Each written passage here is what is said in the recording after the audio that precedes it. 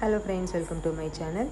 இந்த வீடியோவில் இப்போ நீங்கள் பார்க்குறது இட்லி பொடி. பார்த்திங்கன்னா நம்ம எப்போவுமே ஒரே மாதிரியே வந்துட்டு வெறும் உளுந்து, கடலைப்பருப்பு இந்த மாதிரி மட்டும் நம்ம ஒரு 2-3 இதை போட்டு நம்ம அரைப்போம். அந்த மாதிரி இல்லாமல் இது கூட பார்த்திங்கன்னா என்னென்ன பொருள் நான் சேர்த்துருக்கேன் அப்படின்னு பார்த்திங்கன்னா, ஆளி விதையிலேருந்து, கருஞ்சீரகத்துலேருந்து, பம்கின் சீட் சொல்லுவோம்ல, பூசணிக்காய் விதை, இந்த மாதிரி நிறைய இதெல்லாம் சேர்த்து நான் பண்ணியிருக்கேன். என்னென்ன நான் சேர்த்து எப்படி நான் பண்ணுறேன் அப்படின்றத வாங்க வீடியோக்குள்ளே பார்க்கலாம். அதுக்கு முன்னாடி என்னோடய சேனலை இப்போ தான் ஃபர்ஸ்ட் டைம் பார்க்குறீங்கன்னா சப்ஸ்கிரைப் பண்ணிக்கோங்க. பக்கத்தில் இருக்க பெல் ஐக்கானையும் ப்ரெஸ் பண்ணிக்கோங்க. நம்ம ஆல்ரெடி இந்த மாதிரி வந்து முருங்கைக்கீரை மட்டும் நம்ம சேர்த்தோம், நம்ம எப்படி வந்து இட்லி பொடி தயாரித்தோம் அப்படின்றதும் உங்களுக்கு நான் வீடியோவில் போட்டிருக்கேன். அதே போல் சிறுதானியம் யூஸ் பண்ணி எப்படி இட்லி பண்ணலான்றதையும் வீடியோவில் போட்டிருக்கேன். ஸோ வந்து வீடியோவை செக் பண்ணி பாருங்கள். இப்போ இதுக்கு பார்த்திங்கன்னா ஒரு கடாய் எடுத்திருக்கேன். இதில் இந்த கப் அளவுக்கு 2, அதாவது நீங்கள் எந்த மெஷரிங் கப் எடுத்துக்கிறீங்களோ அந்த மெஷரிங் கப்பில் 2 கப் அளவுக்கு நான் முழு உளுந்து எடுத்திருக்கேன். அதாவது தோலோடு இருக்கிற முழு உளுந்து. அதே கப்பில் 1/2 கப் அளவுக்கு பொட்டுக்கடலை போட்டிருக்கேன். இப்போ 1 கப் அளவுக்கு பார்த்திங்கன்னா கொள்ளு. இது வரைக்கும் மொத்தமாக நல்லா சேர்த்துட்டு நல்லா வந்து கிளறி விட்டுக்கோங்க. இப்போ அதுலேயே வந்து 1 கப் அளவுக்கு பார்த்திங்கன்னா கருப்பு எள்ளு ஆட் பண்ணியிருக்கேன். எள்ளை வந்து கொஞ்சம் தூசி இதெல்லாம் இருக்கும், ஸோ நல்லா செக் பண்ணிவிட்டு எதுவும் குப்பை இல்லாமல் பார்த்துக்கோங்க. இப்போ அதே 1 கப் அளவுக்கு பார்த்திங்கன்னா பூசணி விதை நான் சேர்க்குறேன். இது எல்லாத்தையுமே நான் வந்து ஒரே கடாயிலே ஒரே வாட்டிக்கே போட்டு நான் வந்து கிளறி எடுக்கிறேன். நல்லா கிளறி விட்டுக்கோங்க. அப்போ தான் எல்லா பொருளும் ஒன்றோட ஒன்று சேர்ந்து உங்களுக்கு வந்து ஃப்ரை ஆகும். இப்போ பார்த்திங்கன்னா இதில் வந்துட்டு நான் நல்லா எந்த அளவுக்கு நான் வந்து இப்போ கிளறி விடுறேன் அப்படின்னு பார்த்திங்கன்னா தெரியும். ஸோ நல்லாவே வந்து எல்லாமே வந்து கலர் சேஞ்ச் ஆகிற வரைக்கும் லைட்டாக உங்களுக்கு வாசனையும் வரும். அந்த ஸ்டேஜில் நீங்கள் வந்து இதை ஒரு பிளேட்டில் போட்டு ஆற வச்சுக்கலாம்.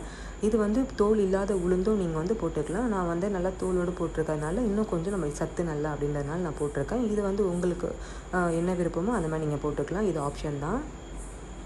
இப்போ பாருங்கள், எல்லாத்துலேயுமே நல்லா சூடு பிடிச்சி எல்லாத்துலேயுமே வந்து நல்லா உங்களுக்கு கலர் கொஞ்சம் சேஞ்ச் ஆக ஆரம்பிச்சிருக்கும். நல்லா தெரியும் பாருங்கள் பார்த்தா உங்களுக்கு. அதனால் கீழேருந்து மேலேருந்து கீழேன்னு சொல்லி நல்லா நீங்கள் கிளறி விட்டு இந்த மாதிரி நல்லா வறுத்து எடுத்ததுக்கப்புறம் ஒரு பிளேட்டில் போட்டு ஆற வச்சுடுங்க. இப்போ பார்த்திங்கன்னா அதே கப்பில் வந்து 1 கப் அளவுக்கு நான் வந்து கடலைப்பருப்பு எடுத்திருக்கேன். 2-3 ஸ்பூன் வர அளவுக்கு மட்டும்தான் நான் வந்து கருஞ்சீரகம் எடுத்திருக்கேன். 1/2 கப்பு வந்து பார்த்திங்கன்னா ஆளி விதை எடுத்திருக்கேன். ஸோ இது வரைக்கும் மொத்தமாக ஒன்றா போட்டு திருப்பி இதையுமே வந்து நல்லாவே ஒன்று சேர நல்லா வறுத்து எடுத்துக்கலாம். கடலைப்பருப்பு நல்லா கலர் மாறணும். இப்போ பார்த்திங்கன்னா தெரியும் உங்களுக்கு. இதே பிளேட்லேயே வந்து நான் அப்படியே வந்து ஆற வச்சுக்கிறேன். இப்போ அடுத்தது பார்த்திங்கன்னா நல்ல ஒரு பெரிய கைப்பிடி அளவுக்கு கருவேப்பிலையை நான் வந்து இதில் சேர்த்து அரைக்க போகிறேன். அதுக்கு முன்னாடி கருவேப்பிலையை வந்து நல்லா தண்ணியில் போட்டு நல்லா அலசிட்டு, தண்ணி இல்லாமல் இந்த மாதிரி கடாயில் நீங்கள் வறுக்கும் போது தான் உங்களுக்கு சீக்கிரமாக நல்லா கிறிஸ்பி ஆகும். அதாவது மொறுன்னு வர அந்த ஸ்டேஜ் வரும். தண்ணி ஈரப்பசை இருந்ததுன்னா உங்களுக்கு வராது. கருவேப்பிலை இன்னும் கொஞ்சம் நீங்கள் சேர்த்துக்கலாம் அப்படின்னா கூட ஆப்ஷன் உங்களுக்கு தான், நீங்கள் வந்து ஆட் பண்ணிக்கலாம். இப்போ பாருங்கள் நல்லா எந்த அளவுக்கு வந்து கருவேப்பிலை ஃப்ரை ஆகிருக்கு அப்படின்னு சொல்லிட்டு. இப்போ பார்த்திங்கன்னா நான் வந்து வரமிளகாய் சேர்த்துக்கிறேன். ஸோ குண்டு மிளகாயில் ஒரு 20 மிளகாய் கிட்ட நான் சேர்த்துருக்கேன். மீதி வந்து பார்த்திங்கன்னா நல்லா கொஞ்சம் கலர் கொடுக்கணுன்றதுக்காக காஷ்மீரி சில்லியும் ஒரு 10 மிளகாய் கிட்ட நான் சேர்த்துருக்கேன். இன்னும் உங்களுக்கு காரம் வேணும்னா நீங்கள் அடிஷ்னலாக கூட நீங்கள் வந்து இன்னும் மிளகாய் நீங்கள் ஆட் பண்ணிக்கலாம்.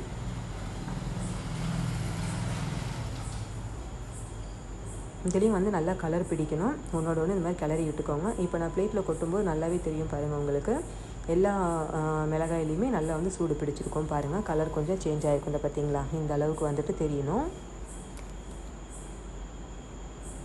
குண்டு மிளகாயும் சேர்த்து வந்திருக்கு பார்த்திங்களா. இந்த ஸ்டேஜ்லேயே இது வந்து நான் முருங்கைக்கீரையை நான் வந்து வீட்லேயே தோட்டத்தில் வளர்ந்ததுனால ரொம்ப எலசாக இருக்கனால அப்படியே நான் வந்து ஒன்றும் பாதியமாக நான் கிள்ளி எடுத்திருக்கேன். அதாவது தண்டு வந்து ரொம்ப எலசாக இருக்கனால அப்படியே வந்து வாஷ் பண்ணி நான் தண்ணி இல்லாமல் வச்சுருக்கேன் ஒரு வாரமாக. இதே நம்ம எப்படி ஃப்ரை பண்ணுறேன் அப்படின்னு நான் சொல்கிறேன். அதுக்கு முன்னாடி பாருங்கள், இது வரைக்கும் வந்து கருவேப்பிலை வரைக்கும் நம்மளுக்கு எந்த அளவுக்கு நல்லா கிறிஸ்பி ஆகிருக்கு அப்படின்னு சொல்லிட்டு. ஸோ இந்த அளவுக்கு நல்லா கிறிஸ்பி ஆகிற வரைக்கும் நம்ம வந்து ஃப்ரை பண்ணி எடுக்கணும் அப்படின்றதுக்காக உங்களுக்கு நான் இதை காட்டுறேன். ஒன்றோட ஒன்று எல்லாத்தையும் நல்லா சேர்த்து விட்டு நீங்கள் கிளறி ஆற விட்டுக்கோங்க. இது கூட திருப்பி நம்ம இன்னும் பொருள் சேர்க்க போகிறோம். கீழே வந்து ரொம்ப சூடு இருந்ததுன்னா அப்படியே ஒரு மாதிரி ஈரம் பிடிச்ச மாதிரி ஆகிடும். அதனால் நல்லா கொஞ்சம் கிளறி விட்டு ஆற விட்டுக்கோங்க. இப்போ நான் சொன்ன முருங்கைக்கீரையை வந்து பார்த்திங்கன்னா தண்ணி இல்லாமல் நம்ம எடுத்துருக்கோம். இதே மாதிரி கடாயில் ஒன்றோட ஒன்று கொஞ்சம் ஈரம் அதை ஒட்டிச்சுன்னா ஃப்ரை ஆகும் போதே பார்த்திங்கன்னா உங்களுக்கு அந்த மாதிரி ஈரப்பசையில் இதுவாகும். நல்லா இந்த அளவுக்கு நான் எடுத்துக்கிற மாதிரி நல்லா வந்து கிளறி விட்டு இந்த மாதிரி வறுத்து எடுத்துக்கோங்க. இதையுமே இது கூட நான் ஆட் பண்ணிவிட்டேன். இப்போ ஃபைனலாக பார்த்திங்கன்னா பூண்டு வந்து நிறையவே நான் சேர்த்துக்கிறேன். ஸோ அதனால் பார்த்திங்கன்னா நல்லா மலை பூண்டு 2 பூண்டு ஃபுல்லாகவே நான் எடுத்துக்கிறேன். ஸோ பல்லை வந்து நான் தனித்தனி பல்லை எடுத்துருக்கேன். ஆனால் தோல் வந்து உரிக்கக்கூடாது, தோலோடு தான் போடணும், ஓகேங்களா. அதனால் தனித்தனியாக எடுத்தால் தான் உங்களுக்கு வந்து ஈஸியாக வந்து சூடேறும். இப்போ ஒரு லெமன் அளவுக்கு ஒரு புளியும் சேர்த்துக்கிறேன். இப்போ இது வரைக்கும் ஃபுல்லாக நம்ம இதே போல் வறுத்து எடுக்க போகிறோம். பூண்டு நல்லா வந்து சூடேறி வந்து உங்களுக்கு கலரும் சேஞ்ச் ஆகும் பாருங்கள்.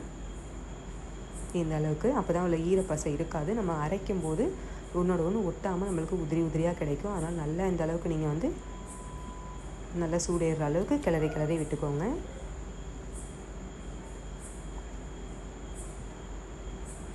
அதே பிளேட்லேயே போட்டு நம்ம வந்து இப்போ ஆற வச்சுட்டோம். நல்லா இது மாதிரி கிளறி விட்டு நல்லா ஆற வச்சுக்கோங்க.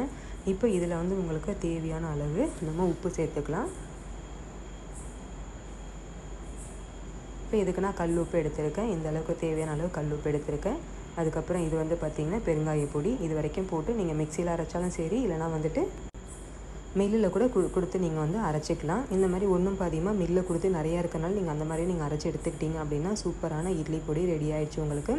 நல்ல ஒரு ஆரோக்கியமான இட்லி பொடி வீட்டில் நீங்களே நிறைய பொருளை வச்சு நம்ம சேர்த்து பண்ணியிருக்கோம். இட்லி கூட நம்ம சாப்பிட்றோங்கும் போது நம்மளுக்கு வந்து ஒரு பொருளாக சாப்பிடாமல் இந்த மாதிரி நிறைய பொருள் நம்ம சேர்த்து சாப்பிட்றனால உடலுக்கு நல்லா போய் நம்மளுக்கு சேரும். இதே மாதிரி நீங்களும் ட்ரை பண்ணி பாருங்கள் ஃப்ரெண்ட்ஸ். நம்ம சேனல் நான் சொன்ன மாதிரி வந்து திணை வச்சுலாம் நம்ம வந்து எப்படி இட்லி பண்ணியிருக்கோம், கொள்ளு வச்சு எப்படி இட்லி பண்ணியிருக்கோம் எல்லாமே நான் போட்டிருக்கேன். உள்ளே போய் செக் பண்ணி பாருங்கள். மறக்காமல் சப்ஸ்கிரைப் பண்ணிக்கோங்க. தேங்க்ஸ் ஃபார் வாட்சிங்.